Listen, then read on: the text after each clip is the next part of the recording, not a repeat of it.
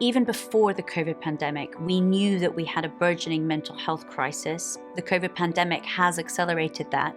And for many patients around the world, the current treatments and therapies that they have access to are simply suboptimal. They might not work, or they might have side effects that are, for those people, intolerable.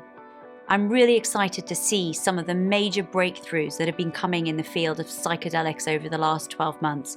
We've had some very significant readouts of big phase 3 trials that have really started to show us what the potential impact of these therapies could be, from psilocybin or magic mushrooms for the treatment of major depression, through to the use of MDMA or ecstasy for the treatment of post-traumatic stress disorder.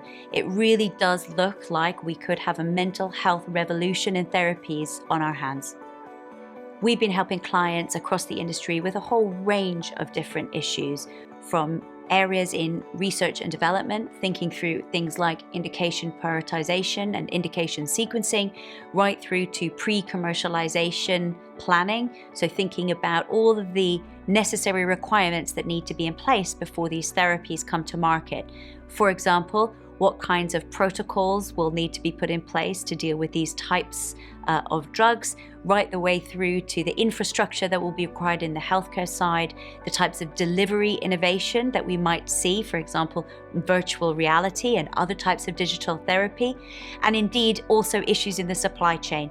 How do we think about scaling the production of these types of drugs so that they reach patients quickly, safely, and effectively?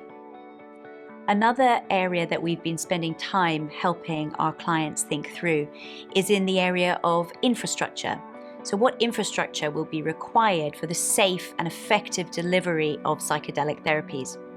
In most cases, this is likely to be significantly different to how therapies have been traditionally used in psychiatry.